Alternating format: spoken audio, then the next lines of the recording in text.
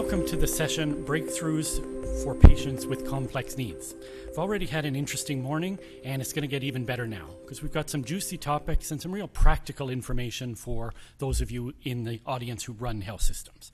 That's what we want you to do, is take home some real practical information and implement it, not just talk about it. But first, before I get to the great panelists, I just want to say a few words of introduction to provide a little context and to give some brief introductions of who will be speaking.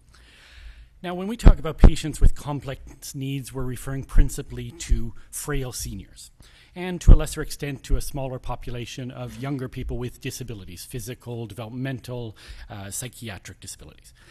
There's no doubt that the aging population and the rise in number of people living with chronic illnesses, and multiple chronic illnesses in particular, pose many public policy challenges and real practical challenges for the health system. Now, personally, if you read my columns in the Globe, you know that I'm not a believer in this apocalyptic defeatism that seems to reign supreme these days. I don't believe this notion that the rising tide of seniors is going to bankrupt the health system and there's nothing we can do about it. I think that's a cop-out. Populations change over time. Health systems have to adapt. So I think instead of spouting alarmist views, we need to understand the data, what they actually say. And I think what they tell us, above all, is that overuse of expensive technologies is what's really driving health costs to unbearable levels, much more so than aging. Aging's going to come and go. I know a lot of healthy 80-year-olds myself, and they all email me every day. It's amazing how tech-savvy they are. Don't believe what you read in the newspapers. So. I think what we have to do with this population is come up with practical solutions for meeting their health needs, meeting the health needs of the baby boom generation, and of those with complex health needs in particular. And that's what you're going to hear today. You're going to hear those practical solutions. And I think a theme you're going to hear throughout, because I was lucky enough to see all the PowerPoints, the presentations beforehand. The theme you're going to see throughout is that the real challenge is to establish a comprehensive community care system. All these great ideas, how do you fit them together into one coherent puzzle and provide all the necessary health and support services? Those services should be based on needs, they should be evidence-driven, they should be cost-effective, and they should be integrated. Those are all really important elements. Now, data from CHI, the Canadian Institute for Health Information, tells us that 81% of Canadians over the age of 65 suffer from at least one chronic condition. Arthritis, heart disease, COPD, etc. But they also tell us that 80% of them live independently. These conditions are not debilitating. People still live their lives. In other words, aging doesn't necessarily translate into incapacity, and it shouldn't translate into massive institutionalization. We should allow people to live their lives fully in the community, even when they get older. The reality is that disability that affects the health system affects the old elderly, those over 80, and those who have multiple chronic conditions that interact. 2 or 5 or 10 conditions is not unusual anymore. The clinicians in the audience know that. We need to remember, too, that ill health is not evenly distributed across society. It's not fair. It disproportionately affects the poor and older women and those who are socially isolated. It's members of those groups that require the most care and the most assistance, and also to whom prevention efforts should be targeted. And you're going to hear about that from our panelists as well. Finally, a reminder about why we're focusing on complex care. And you heard a really good statistic this morning, that in this room, 1 table of 5 would be eating up a vast number of services. That's the reality out there. It's not evenly distributed. There was research published earlier this year that showed that just 1% of patients account for 1/4 of all healthcare costs. A very small, important 1%. And 5% of patients gobble up half the healthcare budget. This is not to suggest in any way that we should cut them off or punish them. There's reasons this happens, but we have to deal with it. Every smart business pays a lot of attention to its biggest customers, to its frequent flyers. But in healthcare, we don't do that. We have to pay a lot more attention to those with complex needs, not shun them, but deal with them. The message to retain, I think, is that if we're going to better control healthcare costs, we have to first control the costs of complex patients. And once we've done that, we've gone a long way to dealing with the overall budget. So let me very briefly introduce our panelists. I'm not going to do justice to their CVs, because if I did, we wouldn't have any time to talk. So I've boiled them down in true journalistic fashion to one short sentence. So our first speaker is going to be David Levine, President and CEO of the Montreal Regional Health and Social Services Agency. He's going to speak to us on telehealth, and this regional agency deals essentially with delivering health services to about 2 million Montrealers, including me, so I'll be paying particular attention.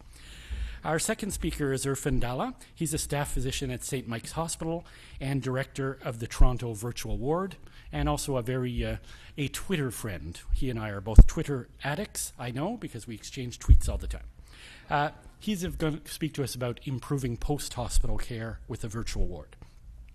John Sloan is a family physician who actually still does house calls, even though it's 2012.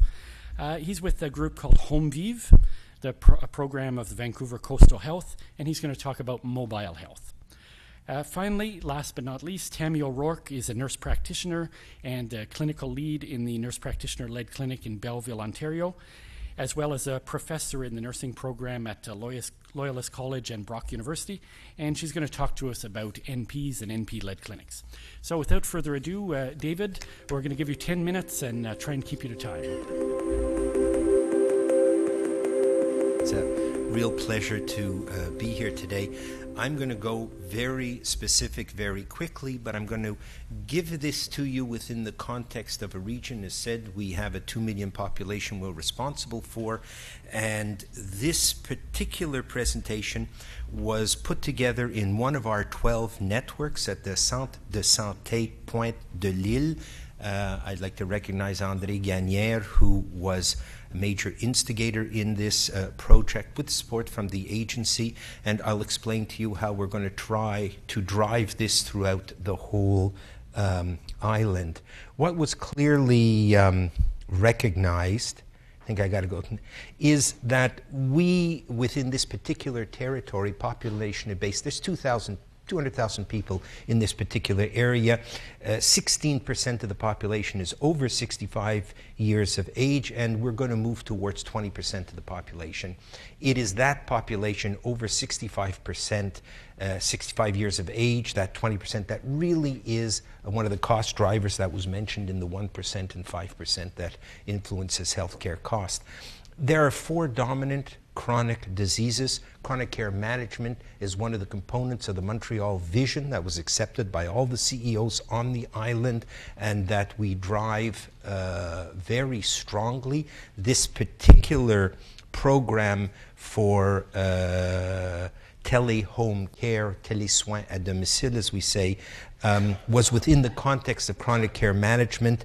On the territory in question, you see the numbers: 2,000 people have had heart failure, 10,000 diabetics, 24,000 have hypertension. This is within the 200,000 population. Our interest is to know that population, to measure their health status, to define specific targets to improve the health status. That's the benefit of a population-based territorial health system.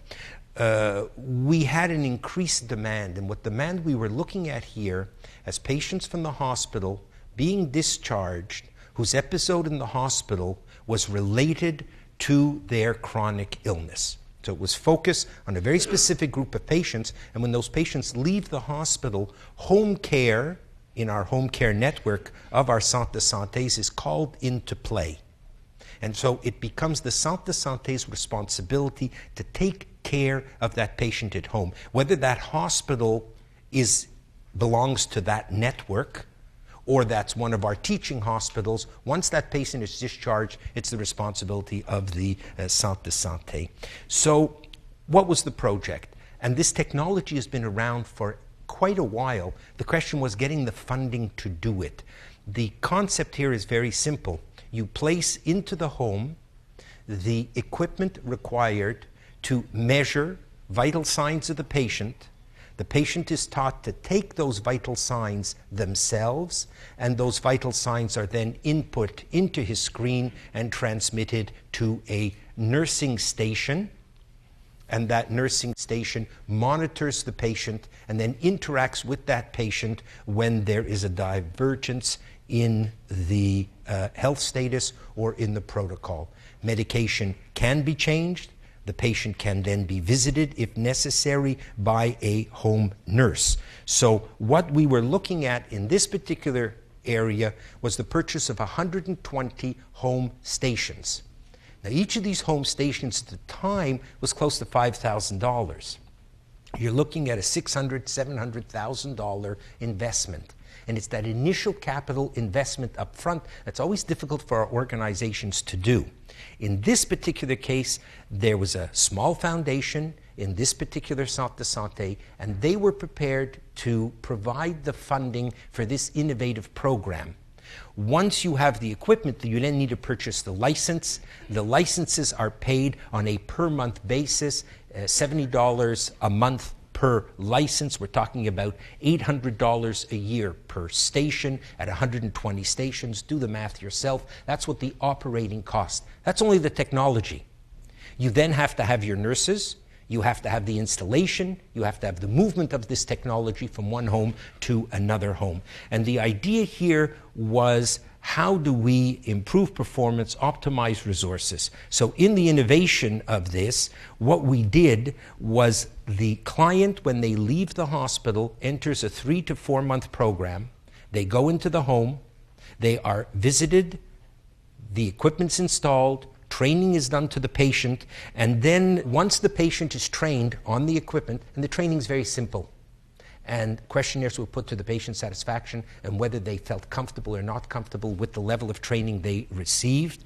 And what we have in the setup, and I'll just give you a rough figure, that previously when a chronic care patient went home, over that period of time, there were about 12 visits per month to that patient over that 3-month period. Using the program, we're down to 2.2 visits per month. A very significant change in the resources required, okay? I'm giving this to you very briefly. There's some very detailed studies on this particular project. They're available. There was the RCMP accounting firm that went in and did a very detailed study, because we want to expand this program to the whole Montreal island. So the monitoring over 3 months, in essence, the program found that it was 4 months, that on the average it's a 4-month period of monitoring. Once the 4-month period is over, the equipment's removed from the patient's home. The patient is then and has been trained and can follow up. He remains attached to the nurse. He or she can call that nurse if there's ever a problem or a deterioration. That's the real important contact. So each piece of equipment can do 3 patients per year at 100, 120. You're talking in this particular case about 350 patients that can be followed by this particular program. The benefits to the client is personalized and frequent service, the security of being at home, fewer visits to the emergency room, but the real benefit, to get to know their illness, self-management, to feel more and more comfortable, because the training program is really a training program for self-management. And when we had the patient representative said, what you need is the patient partner, here is the way of ensuring that the patient becomes the partner in care. And the success of the program is really quite phenomenal. One nurse is monitoring 80. It's now moved to one nurse is able to monitor 100 stations. And that monitoring process is what follows. And the nurse calls the patient. The nurse, certainly at the beginning of the 3-month period, there are more frequent phone calls. There's an exchange going on. And so that becomes a very personalized service, but very advantageous. Huge optimization of resources here. What are we doing now? What we're doing now is we said, if this program is working, how do I extend this to the other 11 networks on the island? How do I move from 100 stations to 1,000 stations? Now, in this particular case, they dealt with a particular firm, went back with this firm in question, sat down, had a negotiation and said, I'd like to do a study of the whole island of Montreal. I'd like 1,000 pieces of equipment, and I don't feel like paying for any of them. Are you interested in participating in this study? We'd like a 3-year study. 1,000 pieces of equipment will give me 3,000 patients per year over a 3-year period, will give me 9,000 patients. That'll be 9,000 people who have chronic care management training, and I'm willing to pay the maintenance and license cost. And what I said to each of the 12 networks, are you interested? And we've said to the network in question, we'd like you to lead it. This is not a regionally led activity. The one important thing about regional activities, don't become an operator.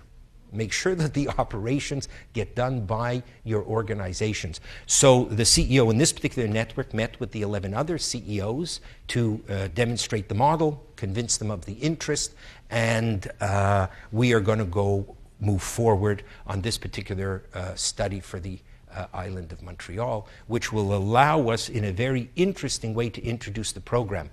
I think also for the company what's happening is the cost of this type of technology is going down tremendously, and there is significant advantage for the company. Is there interest later on, quite honestly, on having these apps on your mobile phone? Is having the ability to monitor these life signs, feed them in?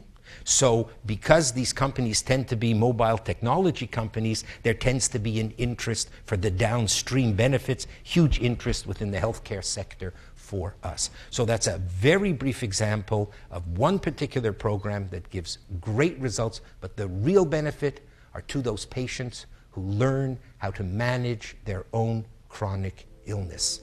So I thank you very much for your attention, and I'm quite happy to answer your questions. My name is Irfan Dhalla. I'm a general internist at St. Michael's Hospital. Going back to what our patient representative said a little earlier, I'd like to start with a patient.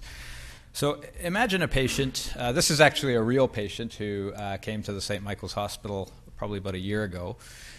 59, lives alone, a whole long list of medical problems, like Andre was saying, probably closer to 10 than 5. Been in our hospital either in the emergency department or on the inpatient ward 7 times in the last year. Continues to smoke. Doesn't always adhere to recommendations about medications. One night he calls 911 because he's short of breath, and he's brought to the emergency department. The emergency room physician diagnoses him with a COPD exacerbation and refers the patient to internal medicine. And as in many large hospitals across the country, academic hospitals, the first person who will see him to determine whether he should be admitted or not is an internal medicine resident. And she thinks to herself at 2 in the morning, it's going to be easy to treat the COPD exacerbation. She learned how to do that in medical school. But she's a particularly smart internal medicine resident, so she asks herself, what am I going to do differently to keep this patient out of hospital? Why won't she just be here again in a few weeks? The father of quality improvement in healthcare, Albert Einstein, said, insanity is doing the same thing over and over and over again and expecting different results. So why focus on care after discharge? Over the last half century, hospital admissions have become shorter and shorter and shorter, and patients are sicker and sicker and sicker at discharge. There's a huge voltage drop in the intensity of care after discharge. A patient is in hospital for 5 or 7 days. They're seen by a doctor every day, maybe twice a day. They're seen by a nurse twice a day, maybe more. There's a whole team of physiotherapists, occupational therapists who see the patient, and then they go home. And nobody sees them. Readmissions are common, they're very costly, and they're sometimes preventable, although there's some disagreement about what proportion. About 3 years ago, there was I think what could be really honestly called a landmark article in the New England Journal of Medicine looking at readmissions in the U.S. Fee-for-service Medicare program, so patients over the age of 65. And 1 out of 5 of these patients was readmitted to hospital within 30 days of discharge. And there were 3 key points that sort of jumped out at the article for me. One was that in more than half of the cases between a discharge and a readmission to hospital, there was no outpatient physician visit between the time of discharge and the time of readmission. The second was that no single disease accounted for more than 8% of readmissions. So yes, we need better care for people with heart failure. Yes, we need better care for people with COPD, but a lot of these folks have 5 or 10 different diseases, and there are a lot of different diseases that add up. And then even in patients with heart failure, which is probably the most well-studied condition in terms of readmissions, most of the patients who were readmitted to hospital were readmitted with an admitting diagnosis that was not heart failure exacerbation. So they went home and they got dizzy and they came back with presyncope, or they had an electrolyte abnormality and they came back with hyponatremia, or they fell and broke a hip, but something else happened to them. So Camille, in her answer to Terry's question, pointed out that the evidence base in this area is really underdeveloped. We don't actually know with certainty what works to keep people out of hospital. And there was a nice systematic review by Luke Hansen in the Annals of Internal Medicine late last year where he points this out. But my views are that none of the interventions that have been studied have actually been truly comprehensive. And if we test a truly comprehensive intervention, we might actually find that we can succeed. I'm going to actually skip over the LACE index, which Terry alluded to in his opening remarks because of time. But if you're interested, please feel free to contact me. And I want to focus on virtual wards. So this virtual ward concept, the name was conjured up by a public health physician in the United Kingdom, Geraint Lewis, who had what I think was a really remarkable insight. His insight was that there are a lot of things people like about hospitals. Despite the talk about keeping patients out of hospitals, people who work in hospitals like to work in hospitals. You heard earlier about how it's hard to get those folks to go out into the community. And even patients, while they're in a hospital, there are certain things that they find reassuring about being in a hospital. So Geraint's insight was really, what if we could take those elements of hospital care and move them out to the community? So a ward, because it's like a hospital, but virtual because the patients are in their own home. And so we've developed and implemented a virtual ward in Toronto. It's a multi-organizational collaborative with support from a lot of people, including several of the CEOs who are in the room, including Camille Orridge from our LIN, Stacey Daub from our CCAC, and of course Bob Howard from St. Michael's. And what we do is on the day of discharge, patients are discharged from whatever hospital they're in. They go home, but on that day they are admitted, quote unquote, to the virtual ward. The virtual ward team is actually based out of a different hospital, and most of the team members work for the Community Care Access Centre, the home care provider in Toronto. And that team includes a dedicated physician, and the physicians rotate every few weeks, just like they do on our inpatient ward. It's a very low-tech model, actually. Paper charts still, old-fashioned whiteboard. And what I think is actually really neat about the virtual ward is that we're not just doing this, but we're evaluating it in the context of a randomized controlled trial. And we know in medicine that when we don't do randomized controlled trials, we end up doing things like giving breast cancer patients bone marrow transplantations or giving people who are at risk of stroke brain surgery. Health service interventions are a little bit different. We probably don't kill people if we do randomized controlled trials, but we probably do waste money.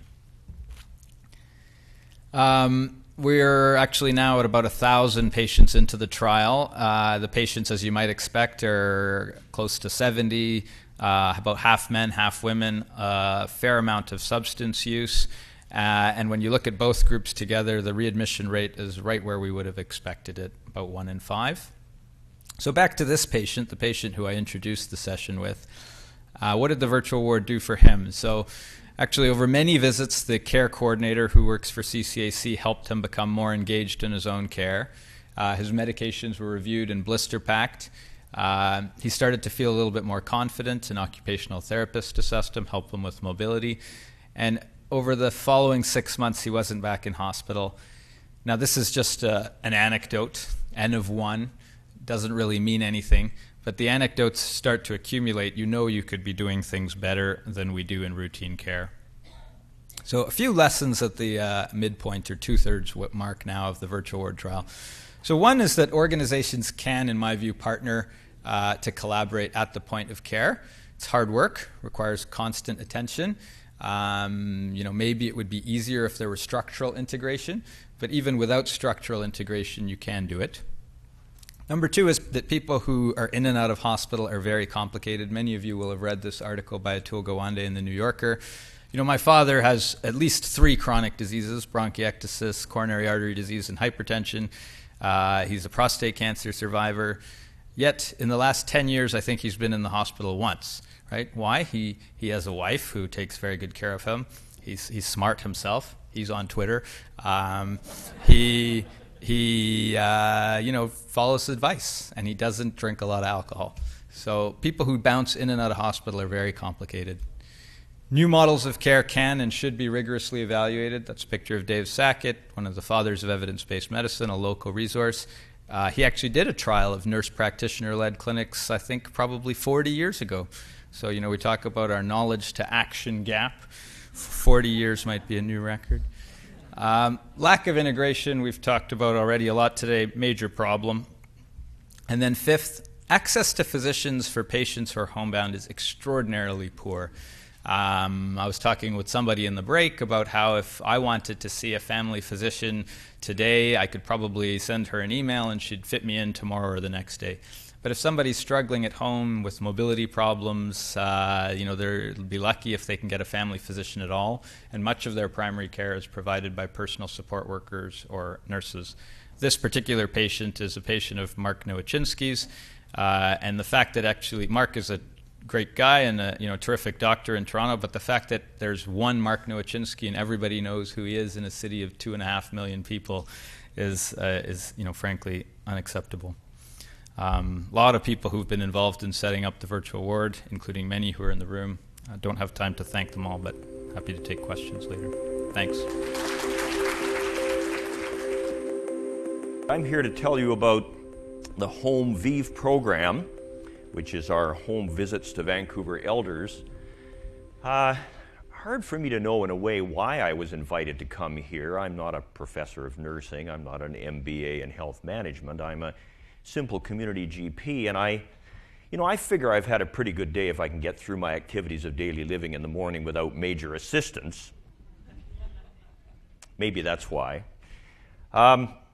We deal with the frail elderly. Pictures are worth 1,000 words. This is what they look like. They share the characteristic that they're all dependent irremediably for activities of daily living, but they also share the characteristic that they're near the end of their lives. Frailty has no subsequent stage, the train stops and it's everybody off the train. Life's a bitch, and then you die, is the reality. And maybe it's some of that sort of thing that causes these people to have different priorities from most people who use health care.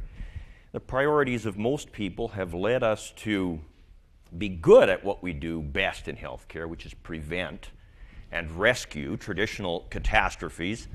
Myocardial infarction, pulmonary embolism, mangling injury, overwhelming infection, CVA. Crisis in frailty is way different from that. It's a functional crisis.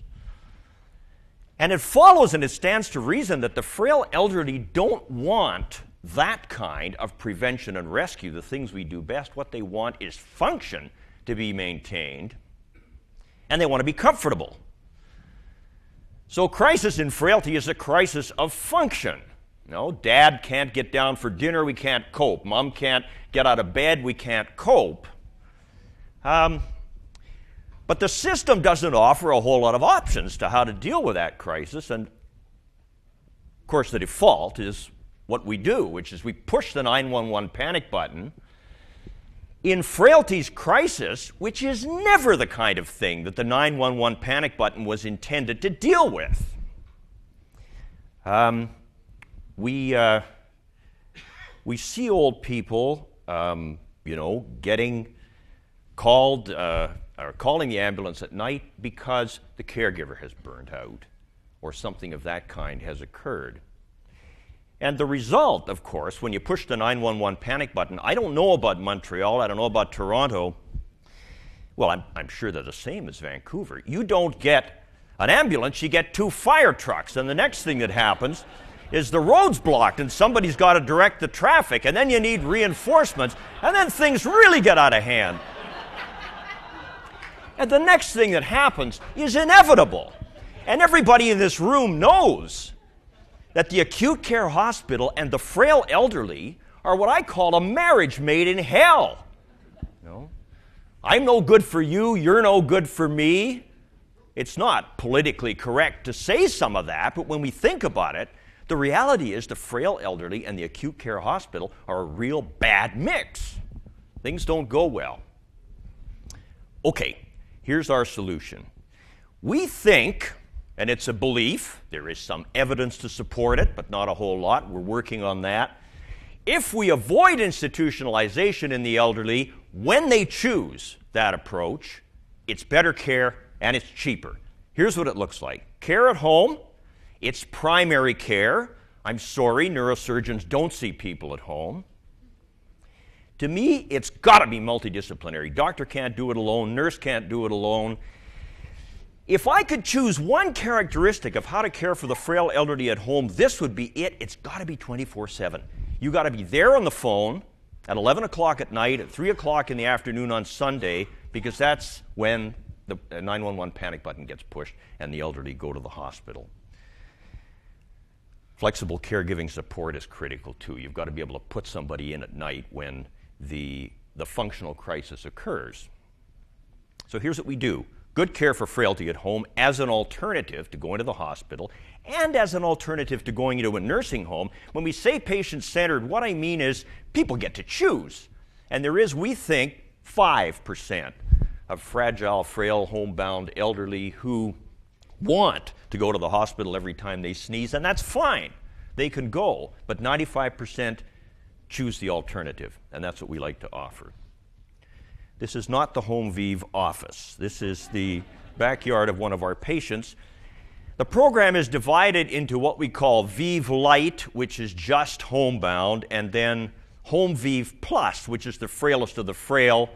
People in HomeVIVE Plus have to meet certain characteristics on a scale of frailty, which is very complicated and which I don't understand. These are the people. Now, you know, I'm not the only doc in British Columbia that does home care of the elderly, and the reason is that we have embarrassed the Medical Services Plan of BC into paying lots of money for house calls. And that's the difference between us and Mark Novoshinsky. We get $108.50 for seeing people at home. I love it, you know, believe it or not. And that's why we have 6 part-time doctors and not 1. There's nurses, there's physiotherapists, there's PT assistants, OT, and we have secretarial support. The money comes from the Medical Services Plan for that wonderful fee item, regional budget funding, which, bless their hearts, Vancouver Coastal Health has taken the risk of providing, and then there's patient-focused funding for HomeVIVE, which means that we take on one of those frailest of the frail, $90 a day drops into the pot, and that's how it works. That's how the funding works. We've got 400 people, average age is 85. There's, you know, multiple medical and or cognitive psychiatric issues. You know what that means. And this is the burden of chronic disease. So, boy, oh boy, you don't need to look at graphs to see the kind of people we're dealing with. Does it work? Number 2, Ted Rosenberg will publish in the next 2 months in the Journal of the American Geriatric Society his wonderful study. He's a friend of ours in Victoria who's doing almost exactly the same thing and doing it very well, that shows major change in hospital admissions, major change in ER admissions, and also death at home as opposed to in the hospital. Riva Adler, who I think is here and used to run our program, studied informally 131 patients in 1 year. There were 74 ER visits prevented, and we're working on a study to look at things in a little more detail. What causes us problems?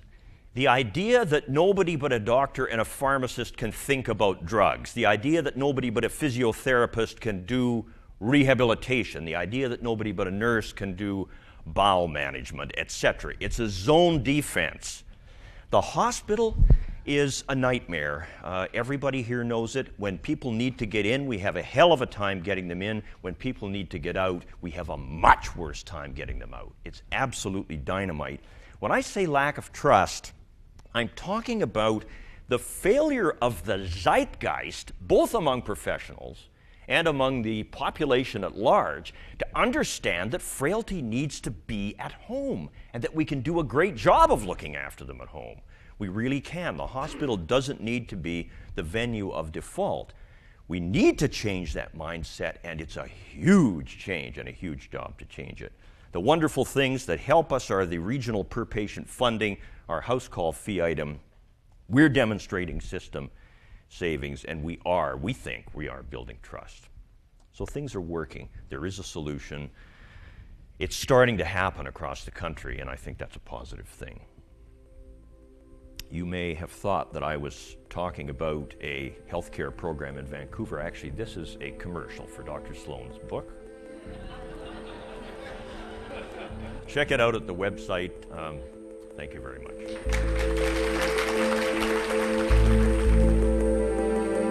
First thing that I'd like to say is I'd like to thank the CEO Forum for having nursing represented here today and giving me the opportunity to speak about the role that nurses play in primary care and the leadership that we have been asked to proceed with in Ontario in terms of the initiative, the Nurse Practitioner-led clinics. The other thing that I'd like to talk about is just to clarify the language in my slides in terms of differentiating primary care from primary health care. Primary care being the first point of contact that the patient usually has with the system, and typically that role's been held by physicians. And primary health care, what we're moving towards as a Canadian system, the much broader concept of an upstream approach to handling health promotion and disease prevention. I brought 3 important perspectives with me today. Usually I bring more, but I brought the perspective of my team, who are here, and I brought the perspective of the Premier, and last but certainly not least, as Carolyn spoke about, the perspective of the patients. And I usually bring Tommy Douglas, who I'm sure you're all well familiar with. And I usually bring a picture of my family, but I only have 10 minutes because my family is what motivates me to do this every day. Because I hope that when they have complex conditions, that the 5 children, as they age, will have a sustainable system to support them through that. So to go back, nurse practitioner-led clinics are a new model of delivery for primary care as part of the transformation to primary health care. It's one of 3 models in Ontario that has evolved from our transformation to team-based care since 2005. The other 2 models are family health teams and community health centers, and I'm sure that each of the provinces have their own models of multidisciplinary teams that they can connect with. The goal of these models is to improve access to care for vulnerable populations, and it is a collaborative team-based approach. And you'll see on the bottom there that I've referenced some citations about this evidence-based model of care, but the truth is, as Dr. Dhalla stated, is that the evidence has been available for over 40 years, starting in the 1960s, when nurse practitioners were first introduced into the system. And nurse practitioners have been the subject of over 30 randomized controlled trials throughout the years, and it is very supportive. The evidence is very supportive that our use in the system provides good outcomes.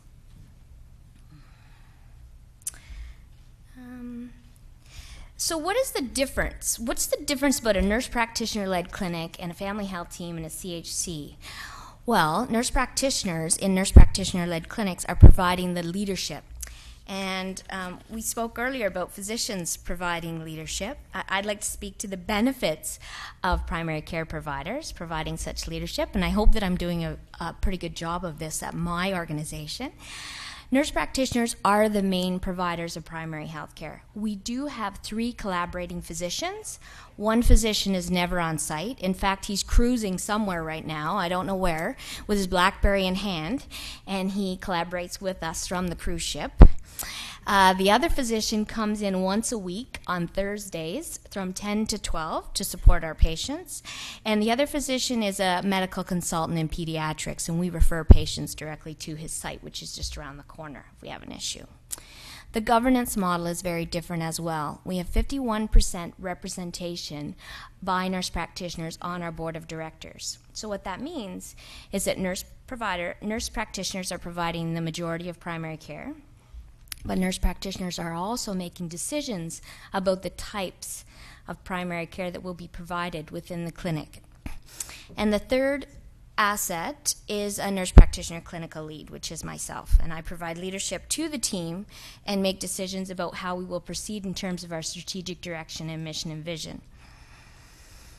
So how is our clinic different from traditional models of care? As we continue, the provider ratio is different. Nurse practitioners take on a role in providing primary care to a maximum of 800 patients. That's what we have on our roster or registration list.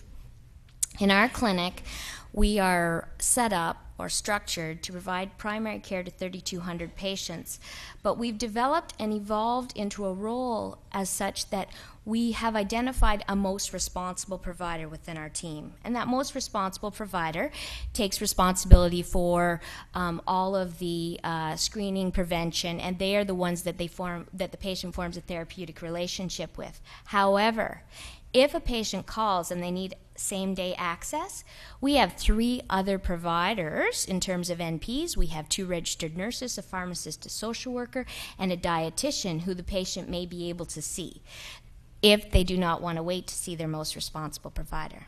So it enhances the access they have.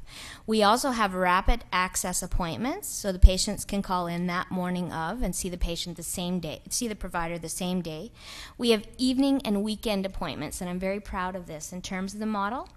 We're open at 7:30 on Monday mornings.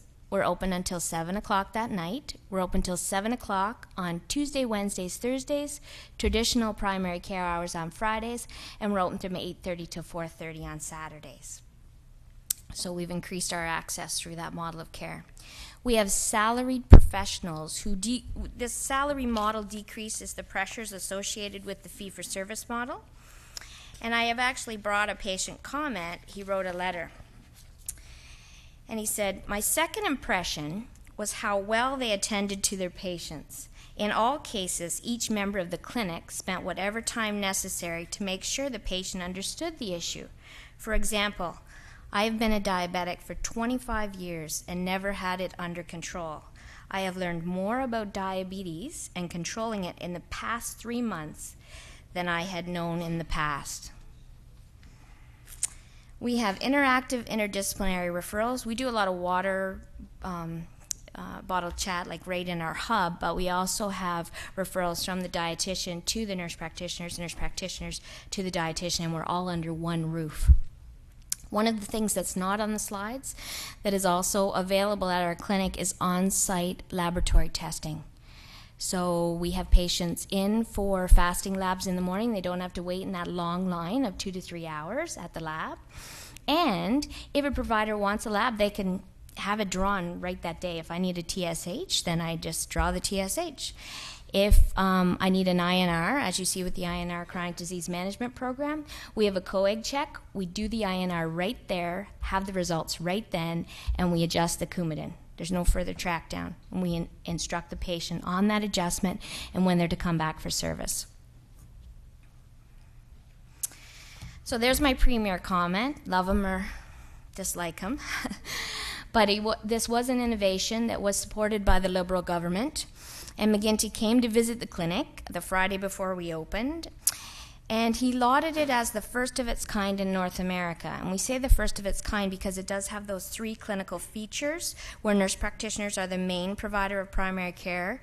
We represent 51% on the board of directors, and we do have an NP clinical lead, as opposed to the traditional model of care that places the physician at the leadership point of the team, and traditionally physicians have been the only gate into primary care.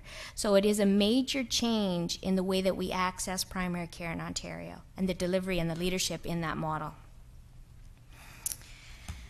Another press that came out, new clinic will serve 3,200 patients. As I said, that's our goal. And people in Belleville now have better access to frontline healthcare thanks to a new innovative clinic led by nurse practitioners. Nurse practitioner-led clinics offer a team-based approach to frontline healthcare. We treat common illnesses and injuries, order lab tests, x-rays, and other diagnostic tests. And I'm under pressure here because the first 3 were so timely. And this is 4 years of work, 10 minutes. Here's some of the numbers, though. In the last quarter of 2011, 2 NPs provided chronic care that looked like this. An initial treatment of chronic care for 378 patients.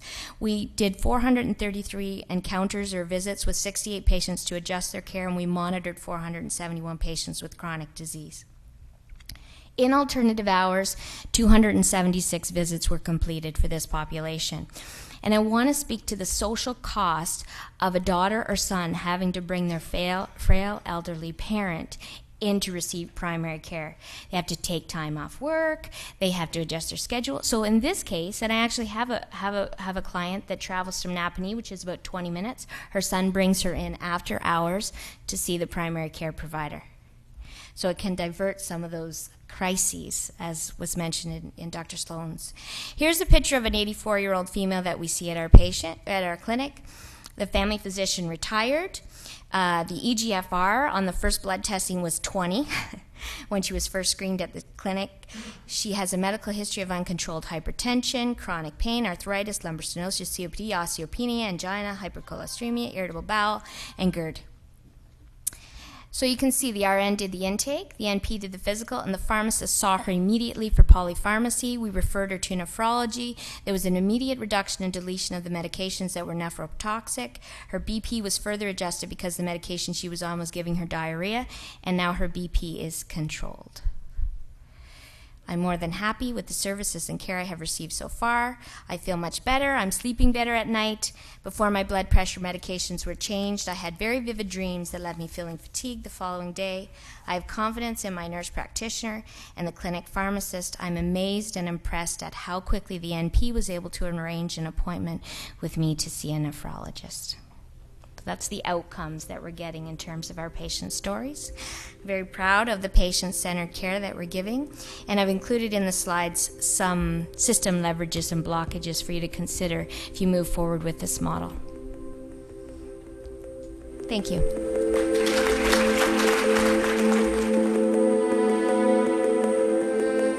So this is a conference where we actually said we're going to have half an hour for question and answers, and we're going to actually do it. So it should be fun. I'm going to ask a couple of questions to get things going of our panelists, and then we're going to invite you to join in.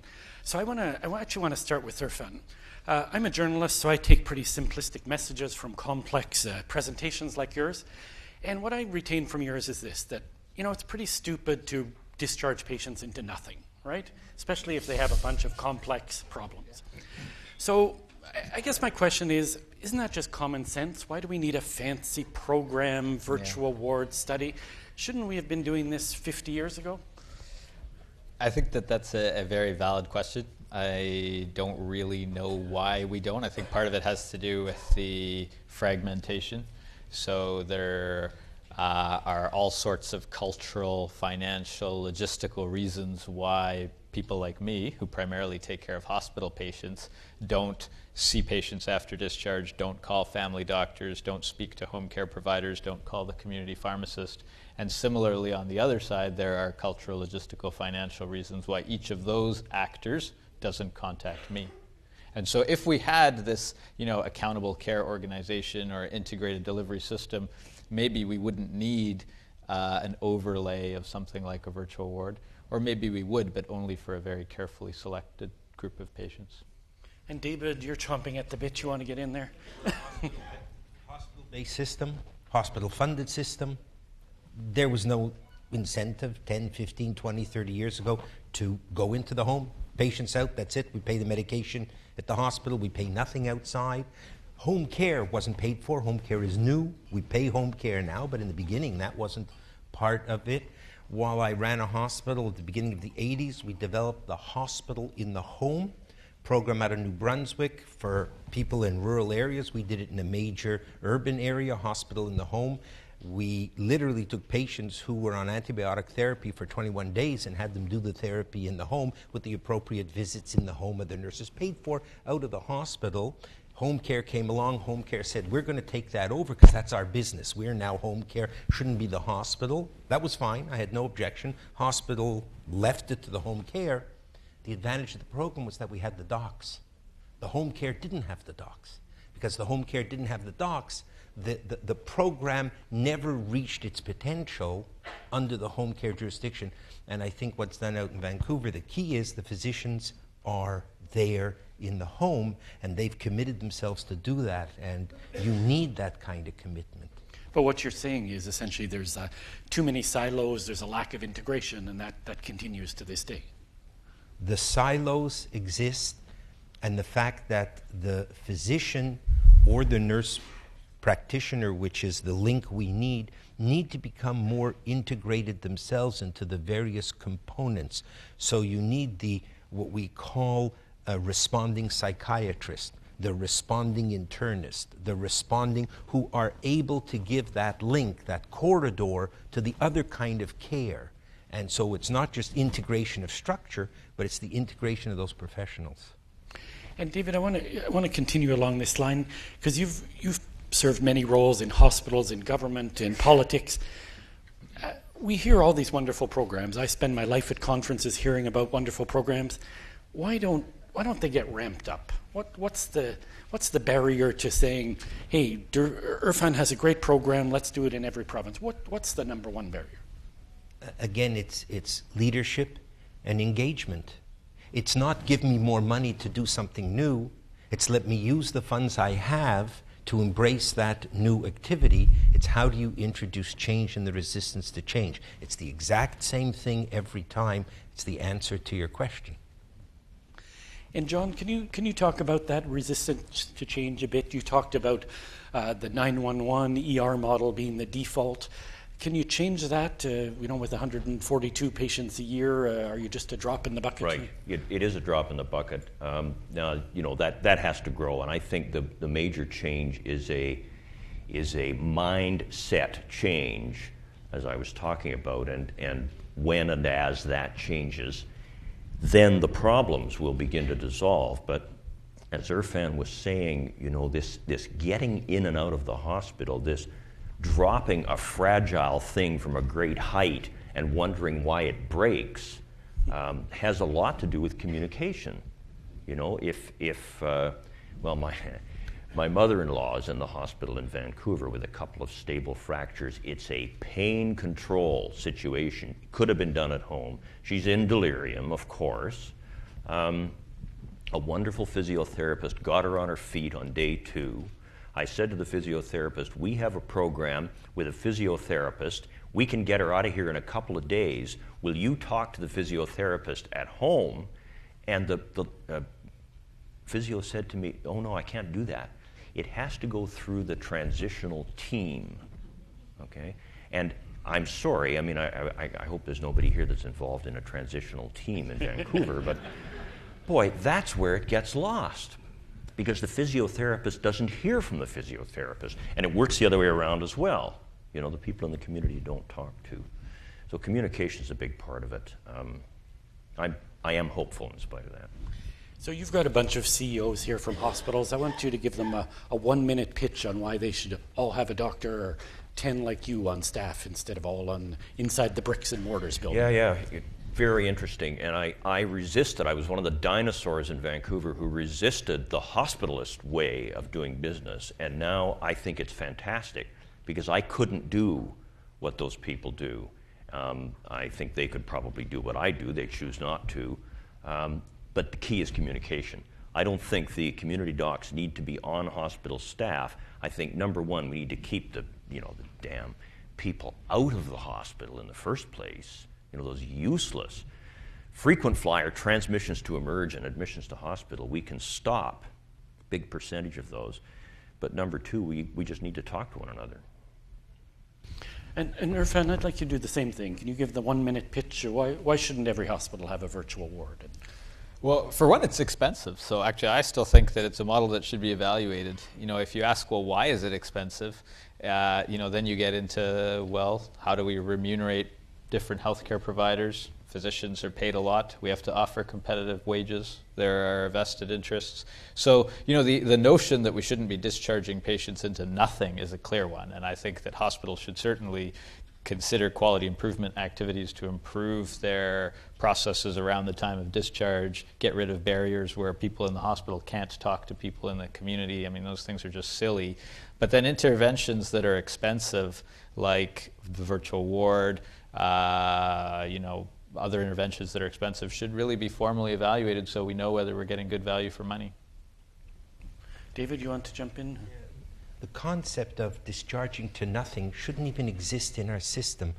It should be a managed care model. You leave the hospital, you're attached to your primary care team, there's someone following you up.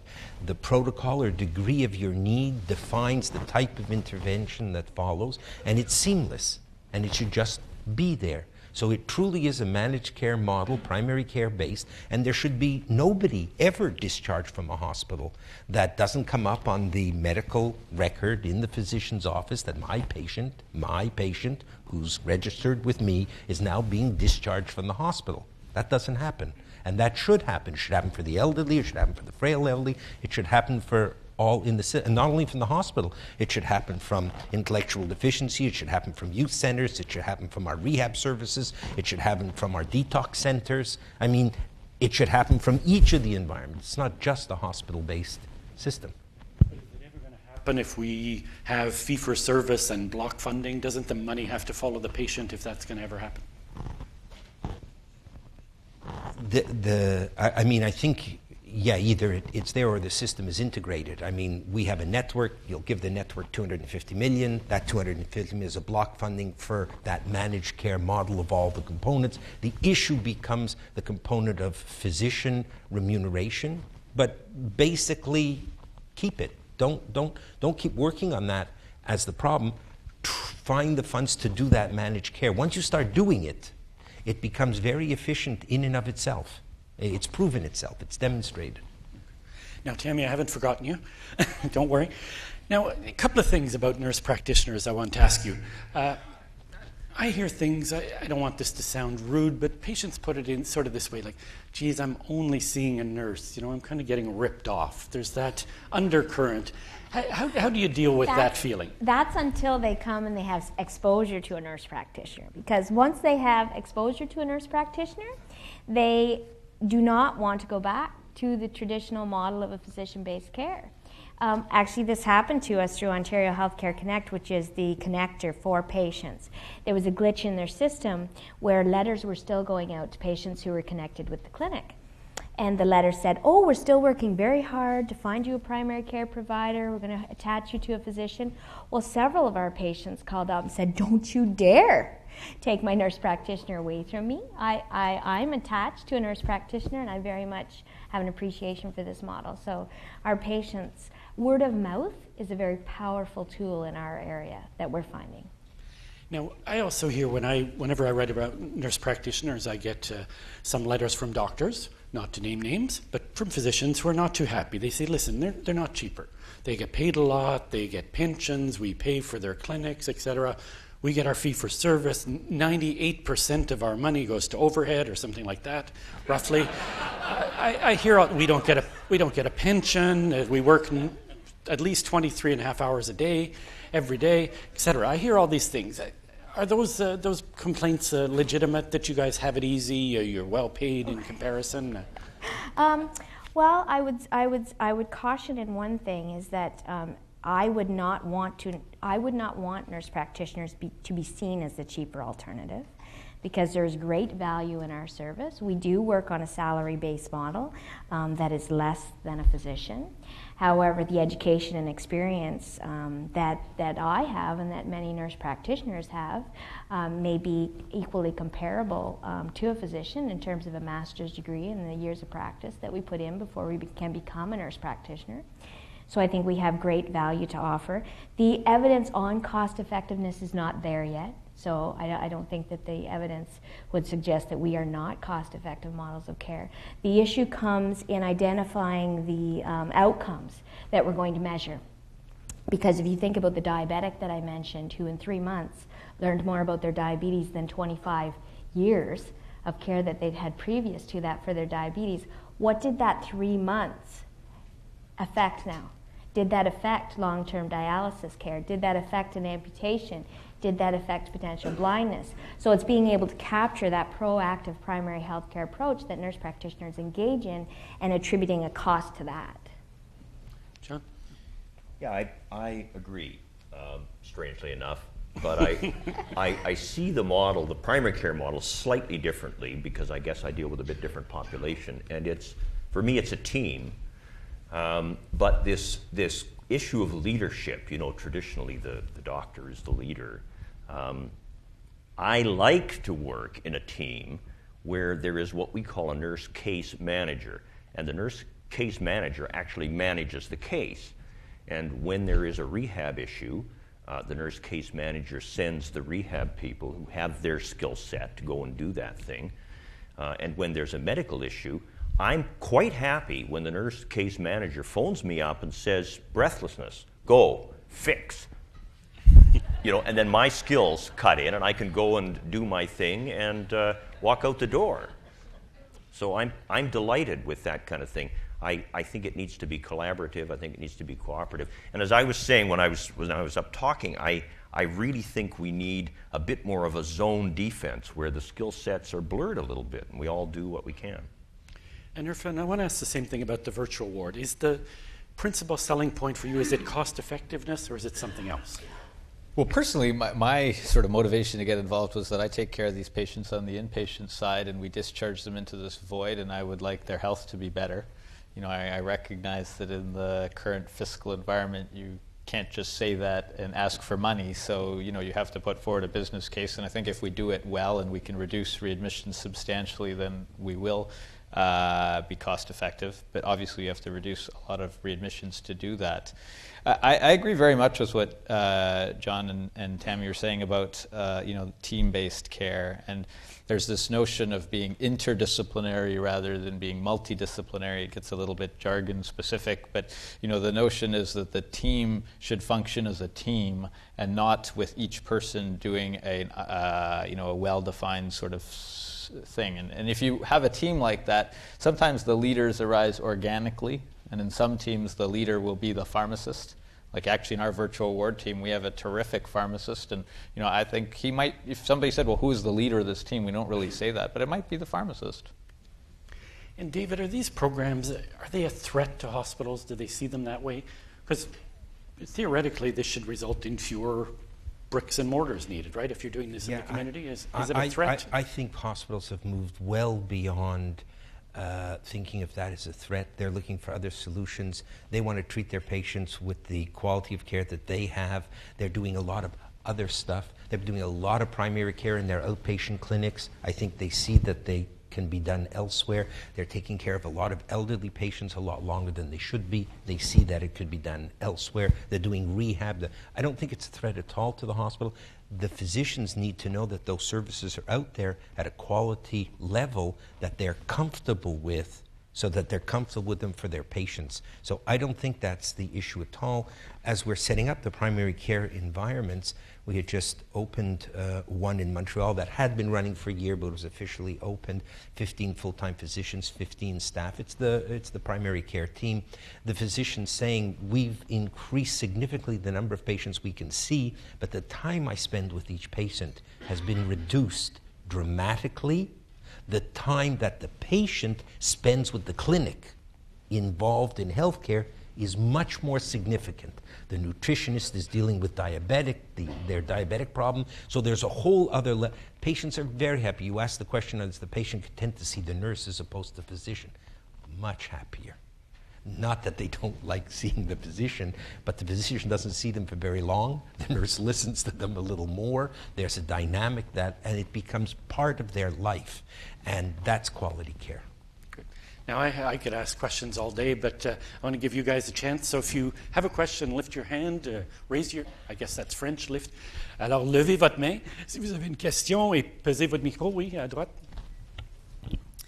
I find it interesting that we've talked about primary care, but I also would like to reflect on the fact that in the healthcare system, we don't necessarily learn from one segment of the healthcare system well and translate.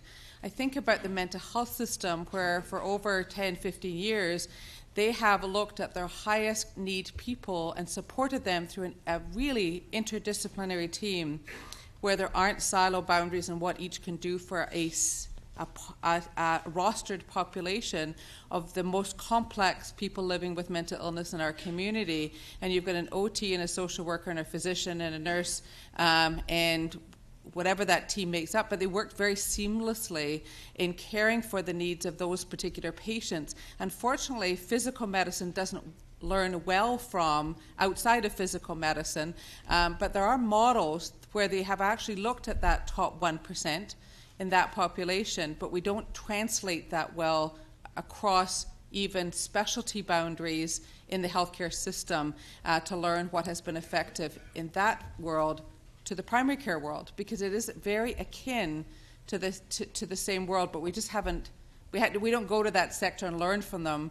We want to keep reinventing the wheel as we go forward. So it's how do we learn from other areas that have been doing this with really not tight boundaries of professional under a regulated framework, but really looking at how do you mush the boundaries somewhat to meet patient needs, still respecting the law, of course, but we don't do that well between sectors, unfortunately. We always want to reinvent the wheel in different sectors. So the challenge is how do we take some of that learning that's been in place for years and learn that into our physical, quote, healthcare environment. Now, Irfan, I'm going to ask you again, because I know there's a lot of overlap with your clients with the psychiatric illness, addictions, etc. Have you incorporated some of those lessons? Because as she said, in mental health, they've learned to do with less money, so they're a little more creative. Have you learned from that?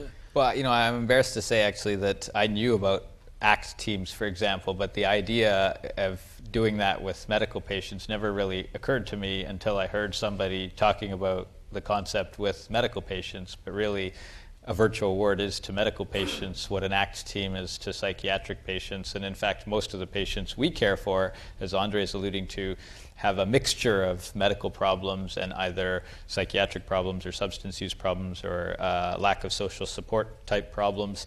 And so we do bring in, we have a partnership with an initiative in Toronto called the Toronto Community Addictions Team. One of their case managers comes to our rounds on a frequent basis. It's sometimes hard to access the right kind or the psychiatric resources or mental health resources that you think your patients would most benefit from, but we have established some of those partnerships. And John, you deal with it at a different level. A lot of patients with dementia or need care in the home because it's harder to get around, et cetera. Have you worked with those groups? Have you learned lessons from them? Yeah, you know, and as a family physician, we deal with psychiatric problems as well as internal medicine problems. But I agree with what the others have said, which is that this making the team model an organic, natural thing and making it happen starts in professional school, whatever you end up calling the professional school, health sciences or whatever it is, not in the hospital. And so this isn't, it's not the responsibility of the people in this room directly to get that going, I'm afraid. En fait, je vais réintroduire mon intervention par les images que vous avez transmises, John, sur la clientèle à domicile, sur les usagers à domicile. Vous avez traduit par vos images une réalité dont on ne peut discuter, la vulnérabilité de ces gens-là. Et ce qui m'amène à souligner qu'on a parlé de la formation des gens, mais on ne peut parler du profil de compétences des gens qui travaillent dans la communauté, que ce soit dans des cliniques comme la vôtre ou que ce soit directement à domicile. On est exposé à des situations qui sont bien différentes que dans les milieux hospitaliers. Alors, le profil de compétences des gens et la difficulté, notamment chez nous, on a des professionnels qui travaillent à domicile, mais la difficulté de recruter des médecins qui vont avoir ce profil d'intérêt et de compétences pour travailler avec les clientèles à domicile qui présentent non seulement des pathologies de maladies chroniques, mais beaucoup de santé mentale, de dépendance aux toxicomanies, et ça appelle vraiment des compétences particulières. So did you catch that, Tammy? So I think I caught it for the most part in terms of the special skills required. I think we all come out with a basic set of skills, and it's being mentored and modeled in practices, and having that opportunity, I think, is a shifting from our education of providers in an acute care setting only. So what we've done at Loyalist College, where we educate undergraduate nurses, is we now offer them an opportunity to come and be a student at the nurse practitioner-led clinic. So in their acute illness rotation, they're not only in the hospital, they're in the family health team, they're in the NP-led clinic, they're in the CHC, they're in the public health unit. They're seeing all of the aspects or the different sectors so that they can become more comfortable with those models of care. I think one of the challenges that we have in Ontario in terms of nursing coming to home care is the salaried positions. The funding and the salaries in hospitals are larger for them. That's what attracts them, right, in some situations. So that's an unfortunate. We are going to have to see that shift of funding and prioritization to the home care to get it to work preemptively. John, do you want to address that too, this notion that the clientele you see is very particular and you need a particular skill set. It's not the same one as hospital workers. So how do you ensure people are trained well enough to work in the community? Right. I agree with Tammy that the skill set to some extent is on-the-job training. So you get better at whatever it is you're particularly doing. Even if it's administration, you kind of learn as you go, and I think, boy,